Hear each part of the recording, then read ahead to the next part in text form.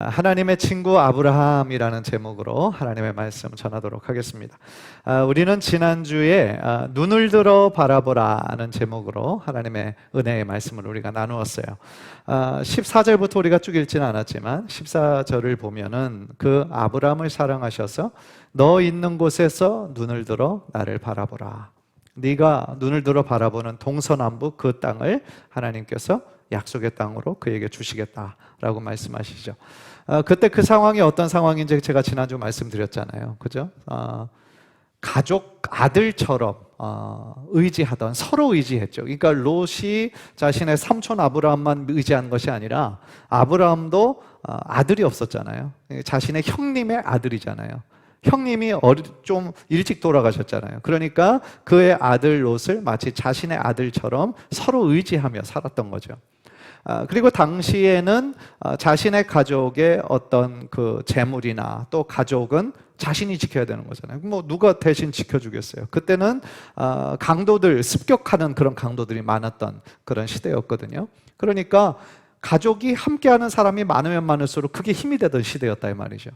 그러니까 아브라함과 롯의 가족은 서로 뭐 표현을 했는지 안 했는지 모르겠지만 서로에게 너무나 필요하고 의지가 되는 그런 사람들이었어요. 그런데 갈등이 생겼었잖아요. 그죠? 재물이 많아짐으로 말미암아 양을 치던 그 목자들이 서로 싸우면서 이것이 같이 할 수 없어가지고 사실 떠나고 싶어서 떠난 것이 아니라 어쩔 수 없이 같이 할 수 있는 여건이 안 되기 때문에 서로 떠났잖아요. 그래서 아브라함이 먼저 선택할 수 있는 권한이 있었음에도 불구하고 자신의 조카 롯에게 그거를 먼저 양도를 했죠.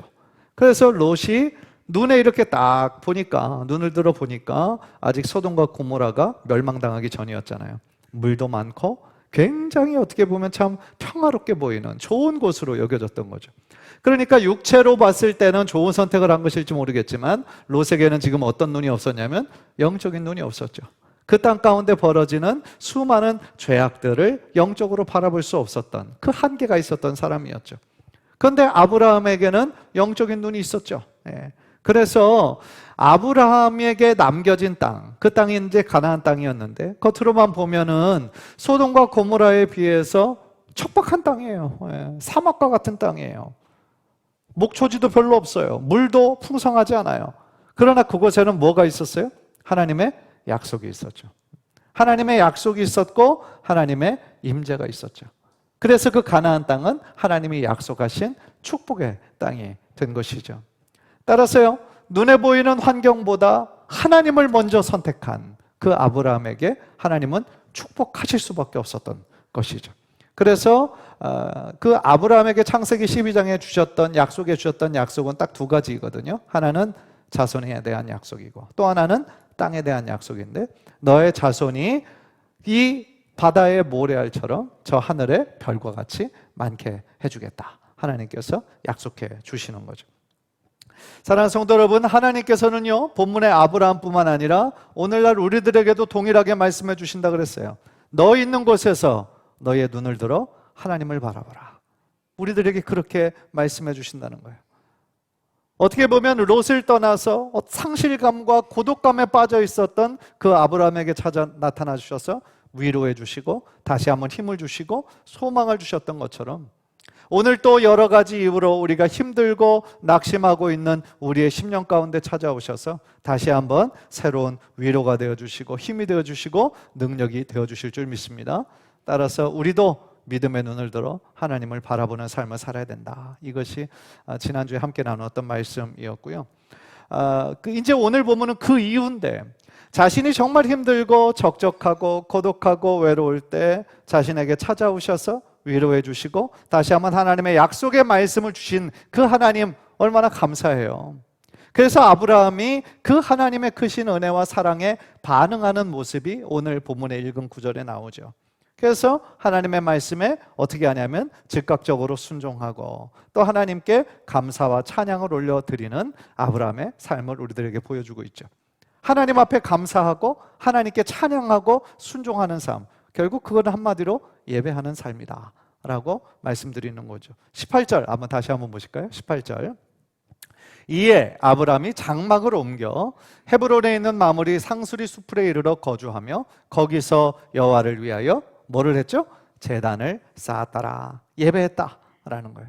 그러니까 그는 롯처럼 눈에 보이는 어떤 풍요의 땅을 쫓아가지 않았고 하나님께서 약속하신 땅 가나안에 남아 있었던 거예요. 그래서 장막을 옮겨서 헤브론에 있는 그 상술의 수풀에 이르러서 거주하면서 하나님께 제단을 쌓았다. 하나님께 뭐 했다는 얘기예요?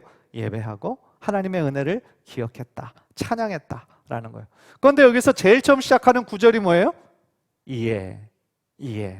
뭘 얘기하는 거죠? 하나님께서 말씀하신 그것대로 즉시 그가 반응하고 즉각적인 순종을 했다 이 말이죠. 그래서 17절에 하나님이 너는 일어나 두루 다녀보라 내가 그 땅을 너에게 주리라 말씀하실 때 아브라함은 시간을 재지 않고 그것에 오랫동안 생각하거나 의심을 품지 않고 즉각적으로 하나님께서 약속해 주신 땅을 향하여 자신의 사는 그 천막을 텐트를 접고 바로 헤브론이라는 지역으로 옮겨가서 하나님께 예배하는 삶을 살았다라는 거죠. 그러니까 아브라함의 이 즉각적인 순종, 그거를 또한 우리가 본받아야 될 하나의 모습이다라고 말씀드릴 수 있겠죠. 아브라함이 처음으로 정착한 곳이 어디였느냐? 오늘 본문은 그것을 헤브론 지역이었다라고 우리들에게 가르쳐 주죠. 이 헤브론이요, 이스라엘의 역사에 있어서, 이 성경 역사에 있어서 굉장히 큰 의미가 있는 곳이에요. 여호수아 시대에도 6개의 도피성이 이스라엘의 각 지역마다 있었는데 그 중에 한 곳이 헤브론이었고요. 또 다윗 왕이 7년 반 동안 수도로 삼아서 다스렸던 곳이 헤브론이었어요. 우리가 지난번에 사무엘하를 통해서 말씀을 들었던 것처럼 이 다윗 왕이요, 그러니까 이스라엘 전체 지파의 왕이 되기 이전에는 남유다 지파만의 왕이었어요. 그때 그래서 다윗은 기름 부음을 3번이나 받았거든요. 제일 처음에 사무엘에게 먼저 받았고, 두 번째는 그 유다 지파에게서만 또 받았고, 나중에는 전체 지파 12지파 거기에서 공식적인 왕이 되기까지 3번의 기름 부음을 받았던 특별한 경험이 있었어요. 그래서 그가 이스라엘 전체 지파의 왕이 되기 전에 남유다 지파만의 왕으로 다스릴 때 그때 있었던 수도 같은 지역이 바로 헤브론이었다라는 거죠. 그리고 무엇보다도 가장 중요한 의미는 오늘 본문에 나오는 것처럼 아브라함이 하나님의 명령에 따라 가장 먼저 정착한 곳, 그것이 바로 어디였다? 헤브론이었다라는 거죠. 그래서 이곳에서 하나님을 더 깊게 만나고 하나님을 더욱 알아가게 되는 그런 믿음의 장소였다. 그 지역이 바로 헤브론이었다라는 거예요. 이 지역이 현재에도 그대로 유지되고 있다고 그러거든요. 그런데 그 이름 헤브론이라는 그 지역이 현재의 그 지명은 엘카릴이라고 합니다. 엘카릴. 그런데요, 그 뜻이 하나님의 친구란 뜻이 있다는 거예요. 하나님의 친구. 참 의미가 있는 이름이지 않습니까?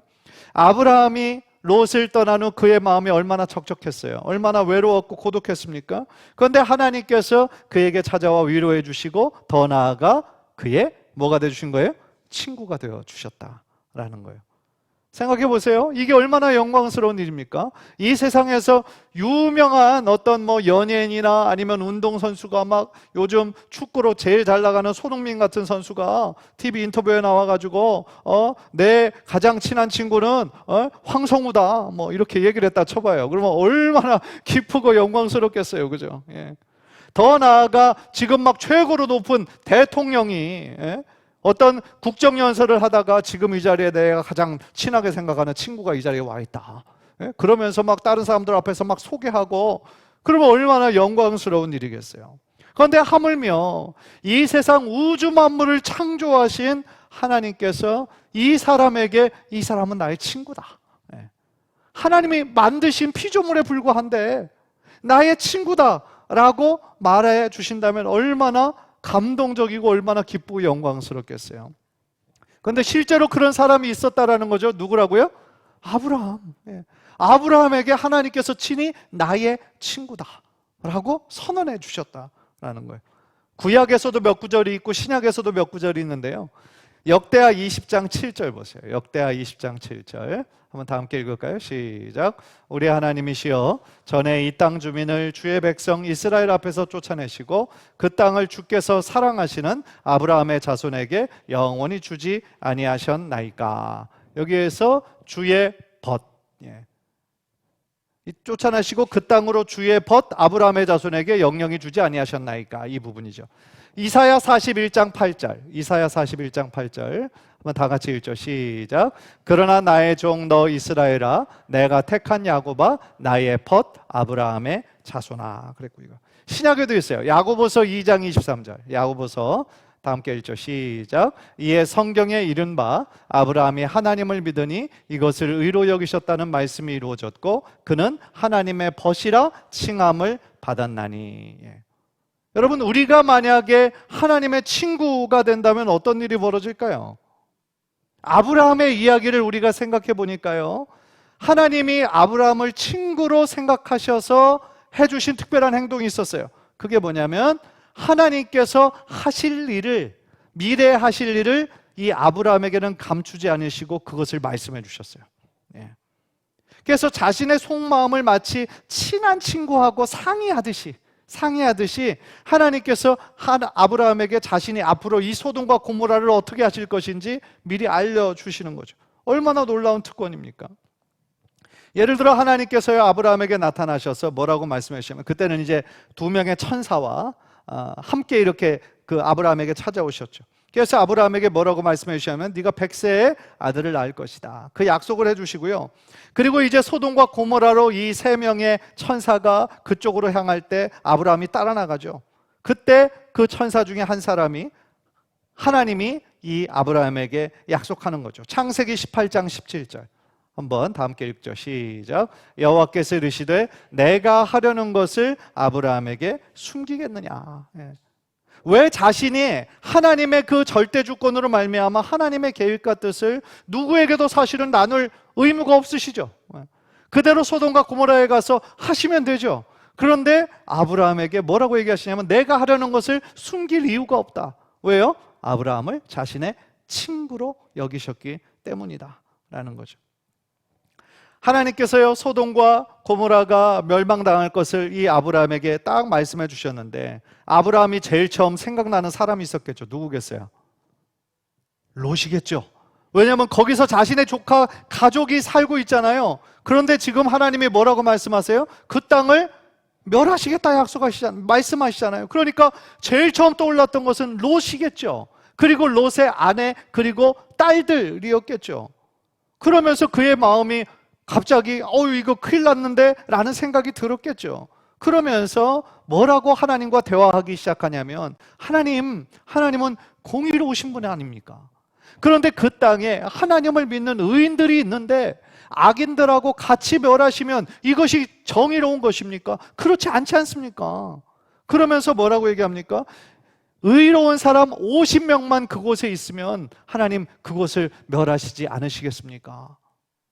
하나님은 이미 지금 뜻을 정하셨는데 지금 가셔서 그걸 행하실 건데 지금 아브라함이 하나님에게 그것을 지금 요청하고 있는 거죠. 왜요? 친구니까. 그래서 그랬더니 하나님께서 뭐라고 말씀해 주시냐면 의인 50명이 그 소돔과 고모라에 있다면 내가 멸하지 않겠다. 그러니까 아브라함이 뭐라고 그래요? 곰곰이 생각해 보니까 조금 자신이 없었는지 만약에 거기서 5명이 좀 없으면 45명이면 어떻게 하시겠습니까? 라고 얘기하죠. 그랬더니 하나님께서 45명도 그렇게 내가 그 땅을 멸하지 않고 용서해 주겠다. 그리고 이 얘기 여러분들 아는 것처럼 몇 명까지 줄어들어요? 45에서 40명, 40명에서 30명, 30명에서 20명, 20명에서 10명. 아마 내가 만약에 하나님이었으면 좀 중간에 좀 화났을 것 같아. 고마해라. 이 정도면 되지 않았냐. 아마 그랬을 것 같아요. 그런데 하나님은 중간에 멈추지도 않으시고 그만해라. 그리고 화도 내지 않으시고 그가 하는 얘기를 다 들으시고 내가 그렇게 하겠다는 거예요. 내가 그렇게 하겠다. 그 땅에 정말로 하나님을 잘 믿는 의인 10명만 있어도 내가 그 땅을 멸하지 않고 용서해 주겠다. 왜요? 하나님은 공의로우신 분이시니까. 악인들이 멸망당할 때 의인들이 같이 죽으면 안 되잖아요. 예. 그러니까 하나님은 공의로우신 분이시고 사랑이 많으신 분이니까 만약에 의인 10명만 있어도 내가 그 땅을 멸하지 않고 용서해 주겠다 약속해 주시죠. 그런데 안타깝게도 그 땅에는 10명의 의인이 없었죠. 당시 소돔과 고모라에 사는 사람들이 몇 명이나 됐을까요? 저도 잘은 모르지만 약 5만 명 정도 되지 않았을까 그렇게 예상을 하더라고요. 학자들이 약 5만 명 5만 명이나 되는 도시였는데 그 땅에 10명의 의인이 없었다. 10명 하나님을 자신의 하나님으로 믿고 하나님의 통치 가운데 거하는 사람이 10명이 없어서 그 소돔과 고모라는 멸망당할 수밖에 없었다는 거예요. 이게 얼마나 안타까운 일인 거예요. 따라서요, 이미 하나님의 마음에는 그 땅이 지금 죄로 가득한 것을 알고, 사실 하나님도 의인 10명이 없다는 건 아셨을겠죠. 하나님은 다 전지하신 분이니까, 전능하신 분이니까. 그런데 이렇게 아브라함과 타협해 주시는 이유는 뭐예요? 아브라함이 자신의 친구처럼 여기셨기 때문인 것이죠. 사랑하는 성도 여러분, 우리가 하나님의 친구가 되면은요, 하나님은 우리에게 하나님의 뜻을 알려주시는 거예요. 하나님의 마음을 우리들에게 알려주시는 거예요. 얼마나 감사한 일이게요. 우리와 같은 죄인이 정말 너무나도 작고 지극히 작은 자에 불과한 우리를 하나님께서 친구로 삼아주신다면 얼마나 기쁘고 감사한 일이겠어요. 그런데 여러분, 창세기를 잘 묵상해 보면은요, 하나님께서 아브라함을 그의 정말 친구로 여겨주신 특별한 이유가 있는 것 같아요.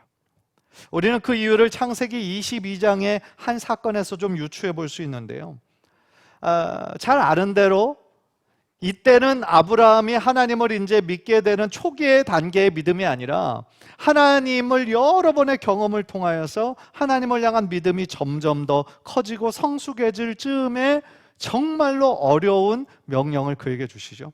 그 명령이 뭘까요? 예상할 수 있는 것처럼 아들 이삭을 제물로 바치라는 거였어요. 사실은요, 끔찍한 명령이죠. 잔인한 명령이죠. 아브라함이 몇 세 때 낳은 아들이에요? 100세 때 낳은 아들이에요. 물론 하나님이 주셨지만, 하나님이 약속으로 주신 것이지만, 그런데 그 아들을 주실 때는 언제고, 지금 너무 한참 청소년 시기에 너무 멋지고 듬직하고 보기만 해도 너무 마음이 흡족한 그때에 다시 번제로 드리라고 한다니, 사실은 너무나 잔인한 명령이었던 거죠. 번제로 드리라는 명령은요, 오늘날 너의 아들을 신학교 보내라, 목사 시켜라, 이 명령하고는 차원이 다른 명령이에요. 차원이 다른. 왜냐하면은 실제로 제물을 잡듯이 그 아들을 죽여야 되는 거예요. 아들을 자신의 손으로 죽여야 되는 거고요, 각을 떠야 되는 거예요. 그러니까 아들의 배를 갈라 죽여서 살과 뼈를 낱낱이 각을 뜨고 불에 태워서 바쳐야 되는 이 명령이, 생각해보면 얼마나 이것이 끔찍한 명령이에요. 어떻게 보면 참 매정하게 보이는 그런 명령이죠. 왜냐하면 딸은 자녀들이 많은 것도 아니잖아요. 오직 하나 있는데, 100세에 낳은 그 아들 하나뿐인데, 눈에 넣어도 안 아플 그 사랑스러운 아들을 하나님께서 번제물로 바치라고 하시잖아요. 아마 하나님의 이 명령에 고지고대로 순종할 수 있는 사람 거의 없을 거예요. 왜 제가 거의 없을 거라고 얘기하냐면, 혹시 계실까 봐. 혹시 이 자리에 한두 분이라도 계실지 모르니까. 저보다 더 큰 믿음 가지신 분이 있을 수 있잖아요. 그런데 저는 못했을 것 같아요. 솔직히 말씀드리면 그 상황에서 못했을 것 같아요. 아마 하나님이 나에게 그런 명령을 하셨다면 정말 몇 날 며칠을 고민하면서 최선을 다해서 내가 할 수 없는 여러 가지 이유를 생각해냈을 것 같아요. 이래서 안 됩니다. 할 수 없는 여러 가지 핑계와 합리적인 이유를 생각했을 것 같아요. 하지만 당사자인 아브라함은요, 어떻게 했습니까? 그것을 하나님의 명령으로 받아들이는 거예요. 너무나 황당하고 당혹스러운 명령이었지만요, 아브라함은 그것에 문제를 제기하지 않아요. 하나님 주실 때는 언제고 왜 또 지금 그것을 바치라고 합니까? 그 이유가 뭡니까? 내가 뭘 잘못했습니까? 하나님께 의문을 제기하지 않아요. 왜? 라고 물어보지 않아요. 그냥 하나님의 말씀에 순종하는 거예요. 그리고 그 다음날 아침, 아브라함은 아침에 일찍 일어났다 그러죠. 아침에 일찍 일어나 나귀의 안장을 지웠어요. 사실은 밤새 잠을 못 잤겠죠. 어떤 아버지가 바로 다음 날 이제 모리아산으로 가야 되는데 잠을 푹 자는 아버지가 누가 있었겠어요? 한숨도 못 잤겠죠. 얼마나 많은 고민을 했겠어요. 그러나 그 아브라함은 그 고민의 결과로 순종하겠다라고 결심을 하고 날이 밝자마자 안장을 말 위에 지우고 가는 거예요. 그런데 여러분, 참 아이러니한 거는 이 모리아산으로 가기까지 며칠이 걸린다고 그랬냐면 3일길이 걸린다고 그랬어요. 3일길. 정말 어렵게 결심했어요. 그래서 이 고통의 순간이 좀 짧으면 좋잖아요. 그런데 거기까지 가는데 3일이나 걸리는 거예요. 그러니까 3일 동안 얼마나 많이 힘들었겠어요. 중간에 포기하고 싶었겠죠. 아유, 지금이라도 못한다고 할까? 네. 많은 여러 가지 이유를 생각할 수 있잖아요. 그런데 그 3일길 내내 아브라함은 한마디도 하지 않는 거예요, 아들에게. 그런데 그의 마음이 무너지는 순간이 있었겠죠. 왜냐하면 이삭이 물어보잖아요. 지금 번제도 있고 다른 거는 다 준비되어 있는데 지금 재물은 어디 있어요? 물어볼 때 얼마나 그의 마음이 무너졌겠어요. 아버지의 마음이. 모리아산에 도착을 했습니다. 3일 만에 도착했어요. 아브라함은 그곳에 단을 쌓습니다. 단을 쌓고 나무를 벌려놔요. 가지고 온 나무를. 그리고 자신의 아들 이삭을 결박하죠. 결박해서 나무 위에 올려놓죠. 그리고 칼을 듭니다. 그리고 내리치려고 하는 그 순간, 아브라함이 이 내리치려고 할 때 하나님께서 멈추라고 하겠지, 그렇게 예상하면서 했겠어요? 아니죠. 그러면 하나님이 급하게 아브라함아 아브라함아 두 번을 급하게 그렇게 하실 이유가 없는 거죠. 그런데 아브라함이 보실 때 실제로 죽이려고 하잖아요, 이 아브라함이. 그러니까 너무 급한 나머지 아브라함아 아브라함아 급하게 제지를 시켰던 거죠. 그리고 하나님이 진짜로 아브라함의 진심을 거기서 보시는 거죠.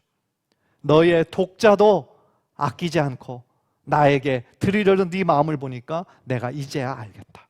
내가 이제야 네가 나를 경외하는 것을 내가 이제 확인했다 라고 말씀해 주시는 거죠. 사랑하는 성도 여러분, 우리 하나님도요 하나밖에 없는 아들이 있으시죠? 누구시죠? 예수님이잖아요. 그죠? 하나님의 독생자 예수 그리스도. 그러니까 하나님의 한 분밖에 없는 아들이었어요. 하나님이 그럼 자신의 아들 예수님을 얼마나 많이 사랑하셨겠어요? 그렇죠? 그래서 마태복음 3장을 보면 예수님이 세례를 받으시고 세례 요한에게 세례를 받으시고 올라올 때 하늘의 문이 열리고 하늘에서 이런 음성이 들려요. 이는 내 사랑하는 아들이요 내 기뻐하는 자라. 아들을 보고, 아들이 세례받고 올라오는 것을 보고 이는 내 사랑하는 아들이다. 그리고 내가 보기만 해도 기쁘다. 내 기쁨이 되는 아들이다. 그러니까 하나님이 예수님을 얼마나 사랑하셨는지를 표현하고 있는 부분이죠. 그런데 여러분, 우리가 다 아는 것처럼 하나님의 그 구원의 계획에 자신의 아들 독생자 예수 그리스도를 우리 모든 인간, 죄인의 인간의 그 대속제물로 흠없는 어린 양으로 예수 그리스도 독생자 아들의 생명을, 그 피를 맞바꾸기로 주님은 제일 처음부터 계획을 하셨던 거죠. 그래서 실제로 그의 아들을 내어주시잖아요. 우리를 위해서, 우리의 죄를 대속해 주시기 위해서. 그때 하나님 아버지의 마음은 어떠셨겠어요? 자신의 아들이 고통 가운데 피 흘리고 있는 그 모습을 보시고 하나님 아버지의 마음이 어떠셨겠냐는 거예요. 찢어질 듯이 아프셨겠죠, 하나님 아버지의 마음도. 사랑하는 아들 예수 그리스도가 제일 마지막에 뭐라고 그러십니까? 엘리 엘리 라마 사박다니, 하나님이여 하나님이여 왜 나를 버리십니까? 아버지 아버지 왜 나를 버리십니까?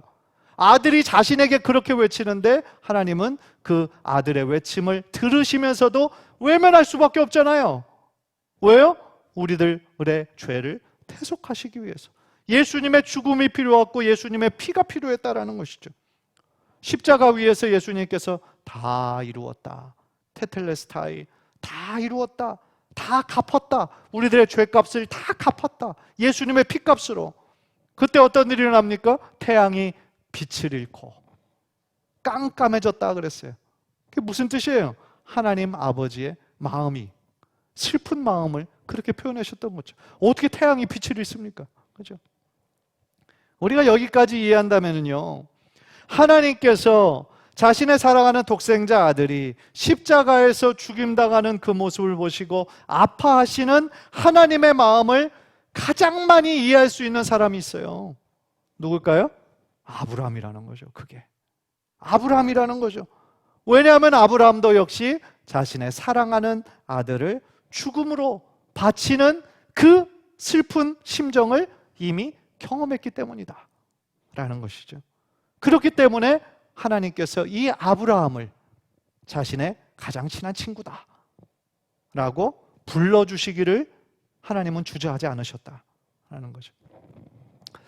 제가 뉴저지에서 이렇게 사역할 때 그 지역에서 가장 큰 그 교회를 장로교단이었어요. 장로교단을 담임하는 한 목사님이 계셨습니다. 그런데 그분의 따님이 20대였는데 새벽에 강도에게 피살을 당했어요. 끔찍한 사건이죠. 당시에서 그 지역 사회에서 굉장히 아주 그냥 막 큰 충격을 주는 그런 뉴스였는데, 그런데 그 목사님이 그 소식을 언제 들으셨냐면 주일날 예배를 드릴 때, 말씀을 전하실 때 그 소식을 들었어요. 그러니까 그 마음이 어떠셨겠어요? 그런데 끝까지 설교를 잘 마치셨어요. 끝까지 설교를 잘 마치셨어요. 그래서 이제 나중에 이제 어떻게 된 건지, 이제 그 딸의 그 죽음 앞에서 정말 어떠셨겠어요? 그 아버지의 마음이. 저도 그 목사님과 친밀한 관계는 아니지만 그래도 마음속으로 존경하는 분이었기 때문에 장례식 때 찾아갔었는데 한 분 한 분 다 조객들 온화한 얼굴로 한 분 한 분을 정성으로 이렇게 대해주시더라고요. 장례식이 끝나고 몇 달이 지나서 제가 이제 그 지역에서 한 15분 정도 초교파적으로 모이는 목사님들 모임이 있었는데 저도 그 모임의 일원이었거든요. 그런데 목사님이 그 모임에서 그런 말씀을 하시는 거예요. 자신의 이렇게 60대 이렇게 평생에 늘 예수님의 십자가 사건을 설교하고 이렇게 묵상하면서 이 자신의 딸의 그 죽음을, 갑작스러운 죽음을 경험하고 나니까 하나님 아버지의 그 마음이 너무 절실하게 느껴진다는 거예요. 자식의 죽음을 경험한 그 아버지의 마음을 자신이 너무나 잘 알겠다는 거예요. 그 말씀에 정말 그 자리에는 어떤 사람도 참 한마디도 하지 못하고 참 마음으로 많이 울었던 기억이 나죠. 그러니까 하나님께서 이 아브라함을 자신의 친구다, 나의 마음을 나눌 수 있는 그런 친구다, 그래서 하나님 아버지의 뜻을 미리 알려줄 수 있는 그런 친구가 자신 있게 아브라함을 말씀해 주셨던 이유가 바로 그런 공통의 이유를 가지고 있기 때문은 아닐까, 그렇게 한번 생각해 볼 수 있다는 거죠. 사실 아브라함의 이야기만 보면 그러면 우리들은 하나님 아버지의 친구가 된다는 것이 불가능해 보이잖아요. 그런데 예수님은요, 예수님을 따르던 제자들에게 너희들이 나의 친구다 라고 말씀해 주셨어요. 요한복음 15장 14절 15절인데요. 요한복음 15장 14절 15절 한번 다 함께 읽읍시다. 시작. 너희는 내가 명하는 대로 행하면 곧 나의 친구라. 이제부터는 너희를 종이라 하지 아니하리니 종은 주인이 하는 것을 알지 못함이라. 너희를 친구라 하였노니 내가 내 아버지께 들은 것을 다 너희에게 알게 하였음이라. 예수님께서 제자들에게 뭐라고 말씀해 주세요? 너희는 나의 친구다. 너희는 이제 더 이상 종이 아니야. 어떤 사람이 자신의 종에게 막 친밀하게 이렇게 해주고 자신의 할 비밀스러운 일들을 상의하겠어요? 아무도 안 그래요. 그러나 친구는 다르죠. 친구에게는 자신의 속에 있는 이야기를 하고 함께 상의하고 함께 마음을 나누는 그런 사이인 거죠. 그런데 예수님은 어떤 사람이 자신의 친구다라고 얘기를 하냐면 주님의 뜻을 행하고 실천하는 자들, 그 자들이 곧 나의 친구다라고 말씀해 주시는 거죠. 나는 아무런 자격이 없지만, 그죠? 이 자리에 있는 우리들 모두도 아무런 자격이 없지만 우리가 어느 곳에 있든지 늘 주님의 말씀대로 살아가는 삶을 살 때, 늘 믿음 안에 우리가 거하는 삶을 살도록 노력할 때 우리도 예수님의 친구가 될 수 있다라는 것이죠.